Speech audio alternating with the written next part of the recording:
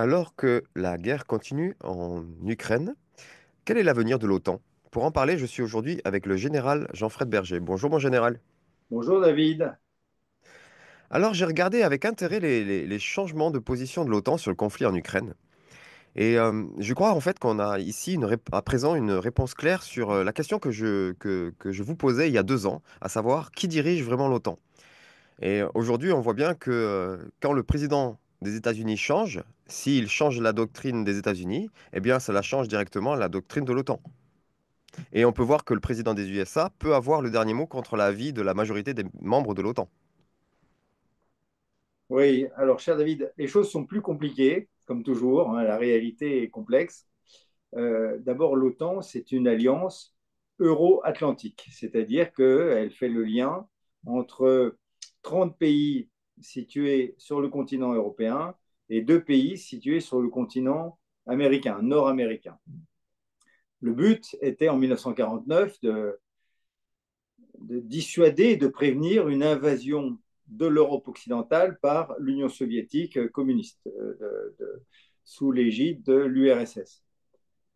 Cette alliance politique et militaire défensive s'est agrandie, a reçu de nombreux nouveaux membres, hein, nouveaux membres depuis 1949, et maintenant elle compte donc 32 membres. Alors incontestablement, ce qui fait la force de l'OTAN, c'est sa cohésion autour de l'article 5 du traité de Washington, qui fait que si un État est attaqué, et que les autres États considèrent que c'est un acte de guerre, les 31 autres États ont, se sont engagés, s'engagent à venir le défendre immédiatement.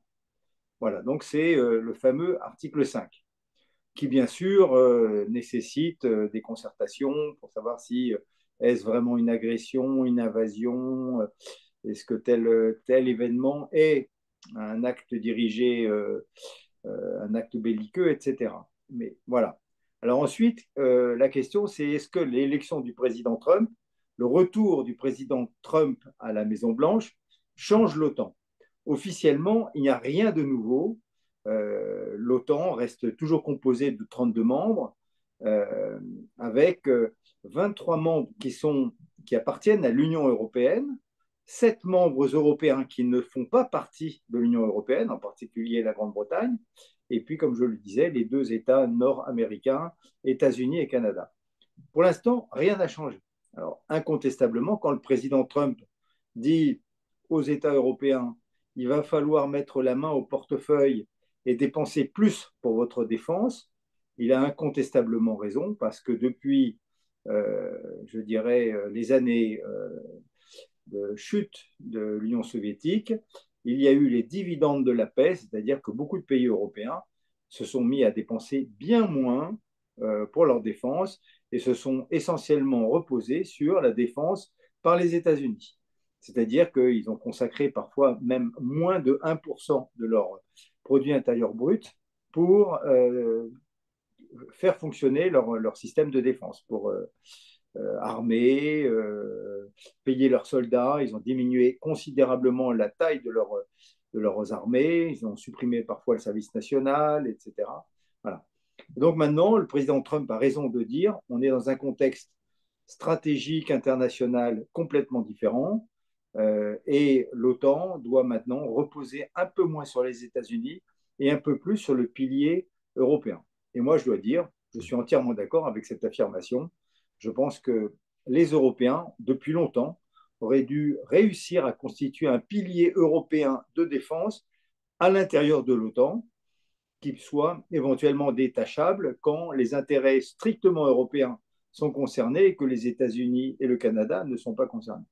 Ce qui est quand Hmm. même autre chose que de dire que l'OTAN bouge. L'OTAN ne bouge pas, mais il y a un président dont les déclarations fracassantes, parfois sidérantes, eh bien, font que les dirigeants européens se disent qu'est-ce qu'il se passe.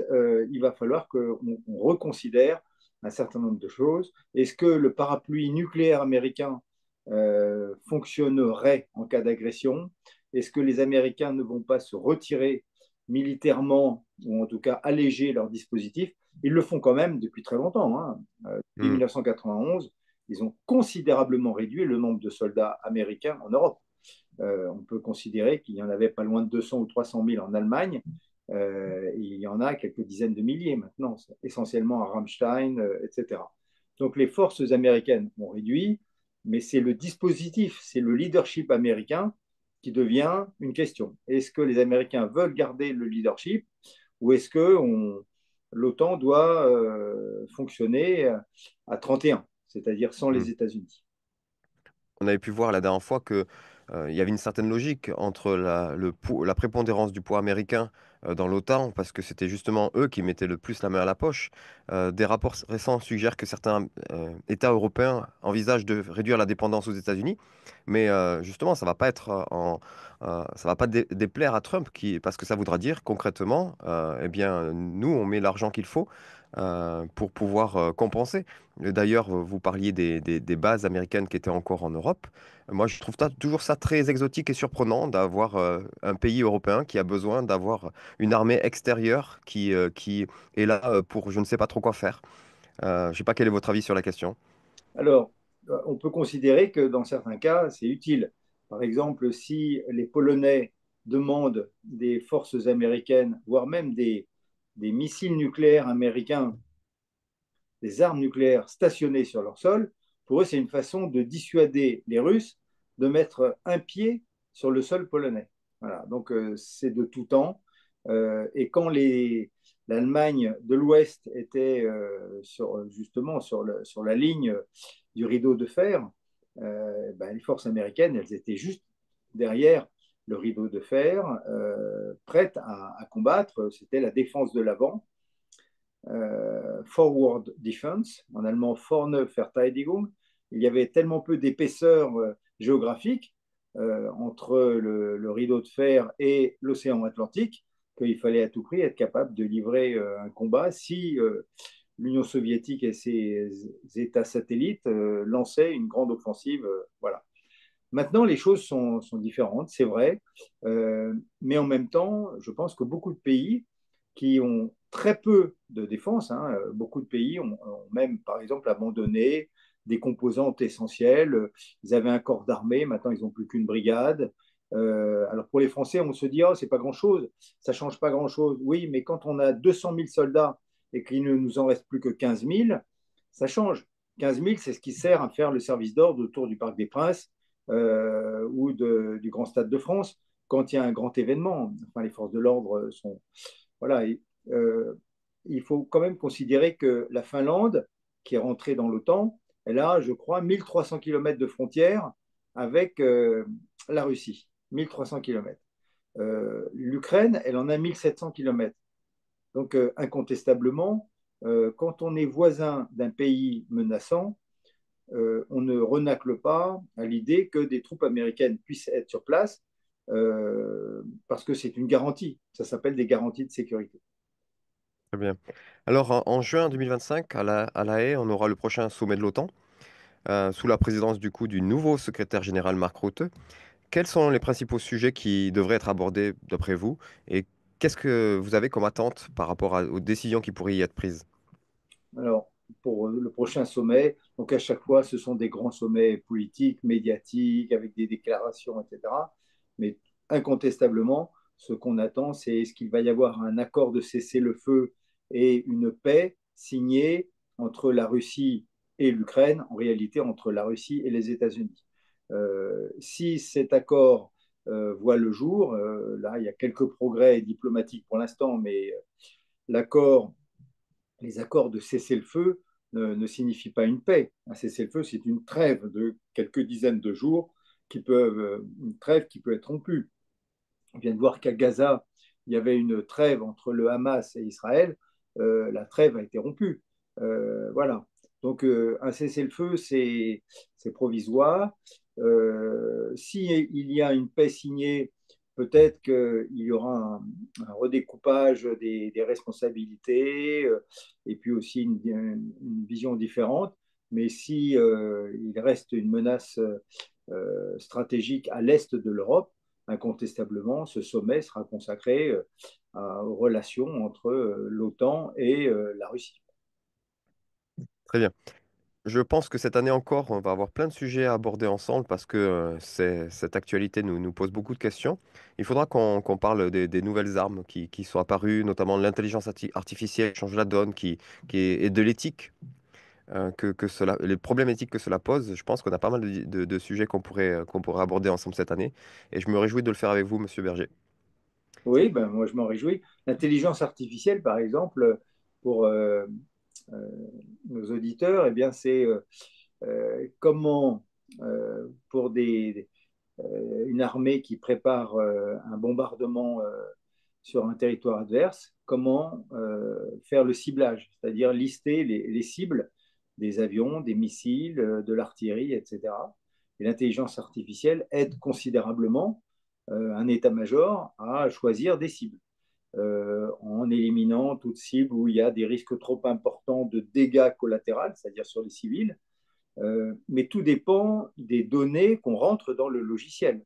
Si on dit pas plus de 10 tués par un bombardement, 10 tués civils, dans certaines zones, on ne bombarde plus rien. Si par contre on accepte des pertes beaucoup plus importantes, le logiciel va produire des listes entières de cibles. Et Hmm. la question qui se pose, c'est il n'y a plus d'être humain dans ce logiciel avec, je dirais, un critère moral de se dire on ne fait pas n'importe quoi. Euh, voilà. Et on peut même Hmm. considérer que le soldat ou l'officier, ensuite le général qui va valider, comment fait-il pour peser face au logiciel qui a produit une liste complète d'objectifs avec les conséquences possibles des dégâts. Où est le débat moral qu'il y a dans le crâne, dans le cerveau de ce décideur. Voilà. Hmm. Et donc l'intelligence artificielle, c'est extraordinaire, mais en même temps, ça peut être terrifiant et Hmm. diabolique. Je sens que je vais vous relancer avec ma petite remarque, mais en 45, il n'y avait pas d'intelligence artificielle, et donc c'est de l'intelligence humaine qui a décidé de raser Dresde, de bombarder Hiroshima et Nagasaki. Oui, totalement. Et on peut se dire, est-ce que l'intelligence artificielle dirait le contraire, ou est-ce qu'au contraire, elle dirait, mettez-en encore plus. Alors bien sûr, à un moment donné, il y a toujours des décideurs. L'intelligence artificielle aide à la décision, mais elle ne prend pas les décisions. Mais ensuite, il va y avoir premièrement des gens qui seront des hommes, des femmes aussi maintenant, qui seront à bord d'avions ou qui tireront des missiles, qui enverront des drones, qui tireront au canon, à l'artillerie, et puis aussi des victimes de l'autre côté. Et quelle est la part qui va être jouée par ces mécanismes d'aide et qui en même temps sont terrifiants. Bon, et bien encore de vastes discussions nous attendent. Je vous remercie mon général et à bientôt. À bientôt, David.